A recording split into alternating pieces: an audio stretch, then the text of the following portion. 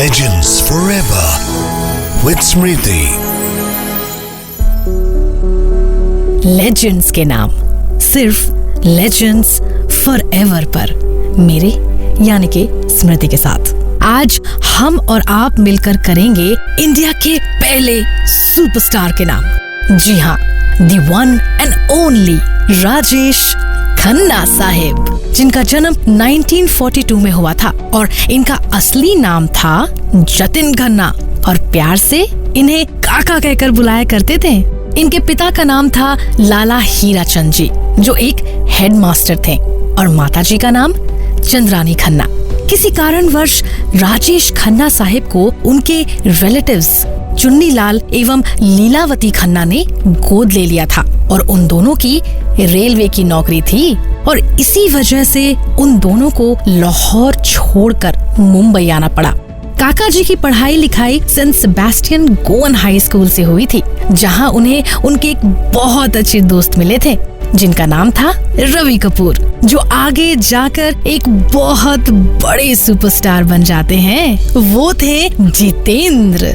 तो जितेंद्र के बहुत अच्छे मित्र राजेश खन्ना ने आर्ट्स में ग्रेजुएशन किया था पुणे के नौरोसोजी वाडिया कॉलेज से। इसके साथ ही साथ मुंबई के केसी कॉलेज में भी पढ़ाई की और वहाँ ड्रामा और स्टेज शोज में हिस्सा लेना शुरू किया और कई सारे प्राइजेस भी जीते। भाई, इंडिया के ओरिजिनल सुपरस्टार कहे जाने वाले राजेश खन्ना साहिब ने 1969 से लेकर 1971 के बीच एक रिकॉर्ड बनाया। उन्होंने बनाया रिकॉर्ड सबसे ज्यादा सोलो हिट्स देने का। बनाए कुल 106 सोलो फिल्म्स, जिसका रिकॉर्ड आज भी तोड़ा ना जा सका। सभी के दिलों में अपने एक्टिंग की वजह से एक ऐसी जगह बनाई काका जी ने कि लोग वाकई दीवाने हो जाया करते थे उनके। आखिर कौन थे राजेश खन्ना? जिस फिल्मों में मैंने काम किया, उस फिल्मों में इस तरह की आइडेंटिफिकेशन थी कि हर कॉलेज की लड़की ये सोचने लगी कि मेरा कोई अगर बॉयफ्रेंड हो तो इस तरह का हो। हर माँ ये समझने लगी कि भाई अगर मेरा बेटा हो तो इस तरह का हो। हर बहन ये समझने लगी कि मेरा भाई हो तो इस तरह का हो। और हर शादीशुदा औरत ये समझने लगी कि ये आइडेंटिफिकेशन उसका होता रहा कि अगर कोई आइडल हस्बैंड है तो इस तरह का होना चाहिए।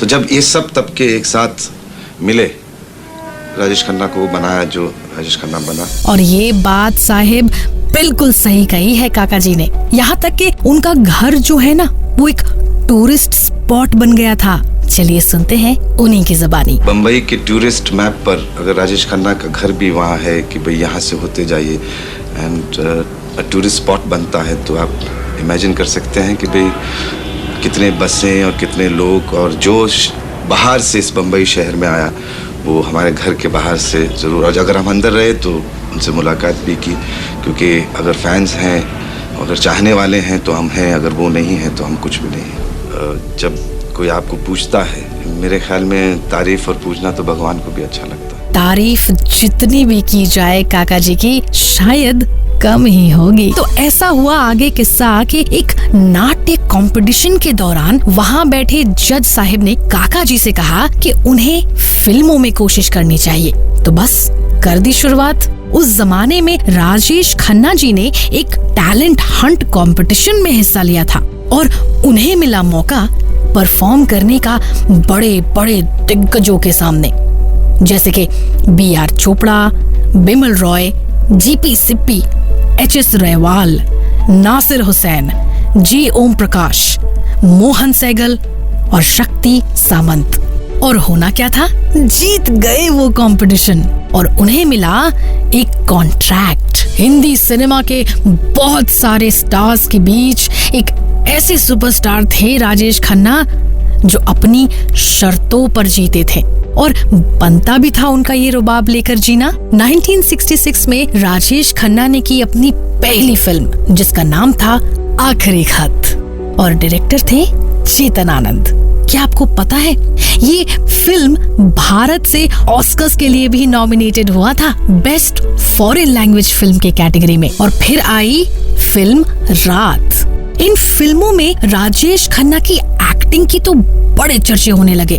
पर बॉक्स ऑफिस पर कोई बड़ा कमाल ना कर पाई ये फिल्में।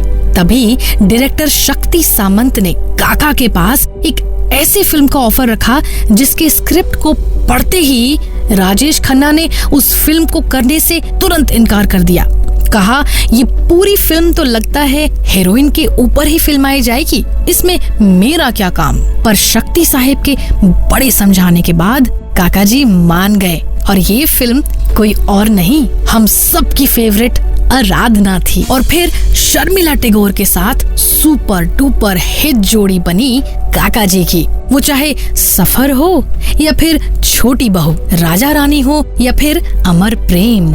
वैसे राजेश खन्ना साहिब की जोड़ी मुमताज के साथ हो या फिर आशा पारिक जी के साथ हो, वो चाहे तनुजा जी के साथ हो जिनके साथ आई थी फिल्म हाथी मेरे साथी, और ये फिल्म उस साल का हाईएस्ट ग्रॉसिंग फिल्म बना था, या फिर जया बच्चन जी के साथ। क्या आपको पता है बावर्ची फिल्म जया जी और राजेश खन्ना जी की पहली फिल्म थी एक साथ, और शूटिंग के दौरान अमिताभ बच्चन जी अक्सर जया जी से सेट्स पर मिलने आया करते थे। पर ये बात राजेश खन्ना को ठीक नहीं लगती थी और अपनी नाराजगी वो अलग अलग तरह से जाहिर किया करते थे। एक दिन जया जी ने चुप्पी तोड़ी और राजेश खन्ना से कहा कि आपका स्टारडम बड़े लंबे समय तक नहीं रहेगा, लेकिन जिस इंसान की आप बेइज्जती करते हैं वो एक दिन बहुत बड़ा स्टार बनेगा। आंखों में स्टारडम, पर्सनालिटी में करिश्मा लिए राजेश खन्ना उस जमाने के रॉक स्टार रहे थे। राजेश खन्ना एक ऐसे सुपरस्टार जिन्होंने ऐसी फैन फॉलोइंग देखी जो शायद बहुत कम स्टार्स ने देखा होगा। इनके फैंस इनकी गाड़ी को चूमा करती थी। इनकी गाड़ी जहाँ से गुजरा करती थी वहाँ का धूल वो अपने मांग में सजा लिया करती थी। यहाँ तक कि लड़कियाँ इनकी तस्वीर से ही शादी कर लिया करती थी। वाकई दीवाने थे सभी के सभी। वैसे राजेश खन्ना जी को एक बार उनके हीरो नंबर 1 होने के बारे में जब पूछा गया तो बड़ा ही लाजवाब आंसर दिया था उन्होंने। नंबर 1, नंबर 2, नंबर 3 जो है, what I feel is only horses has numbers. I don't think stars should have numbers in number 1, number 2. Stars are stars. और चूंकि 60 और 70 के दशक में काका जी ने अपने फैशन और स्टाइल से सभी को मोहित कर दिया था, कैसा महसूस करते थे वो, चलिए सुनते हैं उन्हीं की जुबानी। क्या है कि ये जब ऐसा वक्त आता है जब आपकी फिल्में बहुत चलती हैं, लोग आपको पसंद करना शुरू करते हैं, तो नेचुरली अंदर एक हौसला बढ़ता है, एक एप्रिसिएशन होती है। और उस वक्त भी फिल्में जो थी वो उनका एक स्टैंडर्ड बहुत अच्छा था, जो अब नहीं है इतना, क्योंकि अब शॉर्टकट टू कॉमर्स और सक्सेस हो गया है। भाई हमें तो अगर कोई पूछ ले कि राजेश खन्ना की कौन कौन सी फिल्में पसंद है तो हम कहेंगे राजेश खन्ना साहब का इंडस्ट्री में आना ही हमें पसंद है। लेकिन जब यही सवाल राजेश खन्ना जी से पूछा गया कि कोई खास रोल जो उन्हें बड़ा पसंद आया था, उनका क्या कहा था उन्होंने, चलिए सुनते हैं। पसंद तो है लेकिन सिर्फ कोई एक ही रोल नहीं, बेस्ट नहीं कहा जा सकता, लेकिन कुछ रोल्स हैं ऐसे, जैसे आनंद है, अमर प्रेम है, दुश्मन है, आराधना है, अवतार है, सौतन है, मतलब ये मिलाकर ये कहा जा सकता है कि भाई one of the best, one of the best, one of the best. वैसे एक और बात थी जो शायद हम में से किसी को भी पता न थी, क्या थी वो बात, क्या करना चाहते थे राजेश खन्ना साहिब, चलिए सुनते हैं। बहुत जल्द I am going to direct a film. So क्या है, अब 21 साल हो गए इंडस्ट्री में, तो अब ऐसे महसूस हो रहा है कि एक फिल्म मैं डायरेक्ट कर सकता हूँ, जो दुर्भाग्यपूर्ण हो नहीं पाया, पर जो करिश्मा राजेश खन्ना साहिब ने अपनी दिखाई, वो चमक आज भी उनके फैंस के दिलों में बस वैसे ही बरकरार है। कहा जाता है उस जमाने में यश चोपड़ा साहिब ने राजेश खन्ना के साथ मिलकर अपनी प्रोडक्शन हाउस की शुरुआत की थी और पहला फिल्म था दाग। वैसे बहुत सारी कहानियां हैं राजेश खन्ना जी के बारे में आपको बतानी, लेकिन एक और लाजवाब घटना सुनिए। एक बार ऐसा हुआ कि किशोर दा, पंचम दा और राजेश खन्ना साहब बैठ के अड्डा मार रहे थे, तो अचानक राजेश खन्ना साहब पंचम दा को कहते हैं कि क्या पंचम आजकल कुछ अच्छे गाने नहीं बना रहे हो। गाना कोई भी हिट नहीं हो रहा है। तो पंचम दा इस बात को सुनकर वहाँ से उठ के चल दिए। ये लोग एक दूसरे में हंसी ठिठोली कर रहे थे। पंचम दा कुछ देर के बाद किशोर दा के साथ वापस आते हैं और राजेश खन्ना को कहते हैं, आपको हिट गाना सुनना है, ये सुनो। राजेश खन्ना एक ऐसा ऐतिहासिक नाम जिन्होंने एक साथ 15-16 हिट फिल्में देकर उस जमाने में बॉलीवुड के अच्छे अच्छे हीरोज के पैरों तले से जमीन खींच लिया था। इंडस्ट्री में इनके सबसे करीब रहे जिनका हमने जिक्र भी किया, किशोर कुमार एवं आर.डी. बर्मन साहब। उस जमाने में बड़े बड़े म्यूजिक डायरेक्टर्स भी काका जी के फिल्मों के लिए कंपोज करना चाहते थे। कह सकते हैं सोने पे सुहागा। और बात जब सोने से सुनहरे और खूबसूरत लम्हों की कर रहे हैं तो बताना जरूरी है कि राजेश खन्ना साहिब बहुत करीब थे एक्ट्रेस अंजू महेंद्रू के साथ। फिल्मी दुनिया में आने से पहले से इन दोनों की दोस्ती बड़ी गहरी थी। बस जो होता है, राजेश खन्ना एक बड़े स्टार बन गए और अंजू महेंद्रू पीछे रह गई। और जब इन दोनों का अलगाव हुआ तब राजेश खन्ना को मिली उनकी जीवन संगिनी।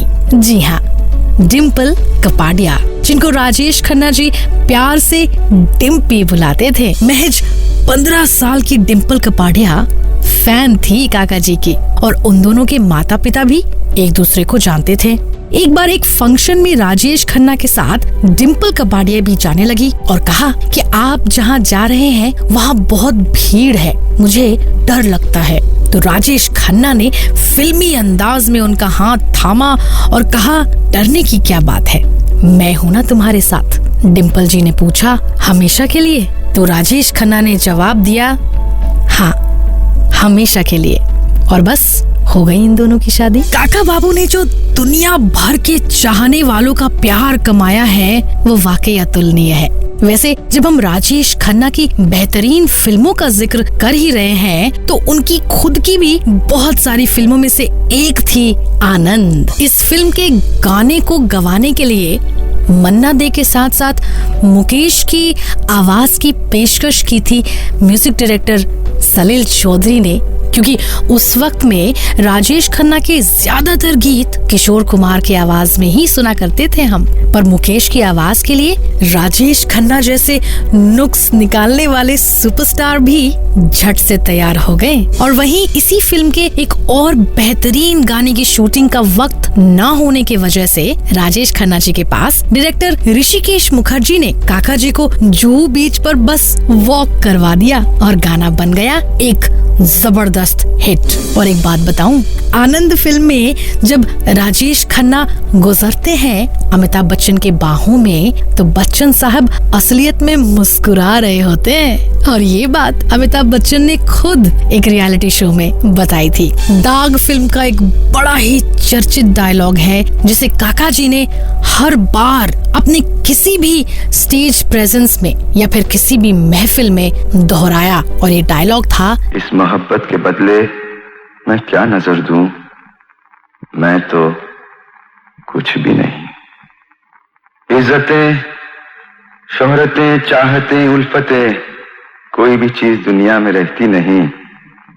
आज मैं हूं जहां कल कोई और था, आज मैं हूं जहां कल कोई और था। ये भी एक दौर है, वो भी एक दौर था। उनके जीवन के कुछ आखिरी दिनों की बात है जब उनके बंगलों को सील कर दिया गया कुछ उलझनों की वजह से। तो वो अपने ऑफिस में रहा करते थे और वहाँ पास में एक रेस्टोरेंट हुआ करता था जहाँ वो अक्सर जाया करते थे अकेले खुद ही ड्राइव करके और अपना फेवरेट बर्गर खाते थे, स्ट्रॉबेरी मिल्क शेक पिया करते थे। और बड़ा दुख होता है जाहिर करते हुए कि वहाँ बैठ के वो इंतजार किया करते थे कि कोई आएगा और उन्हें पहचानेगा। और कभी कभी कोई फैन अगर मिलता था तो बड़े खुश हो जाया करते थे। राजेश खन्ना बहुत अकेला रह गए थे अपने आखिरी कुछ दिनों में। और किस्मत देखिए साहिब कि आनंद फिल्म का किरदार उनके असल जीवन पर असर डाल गया।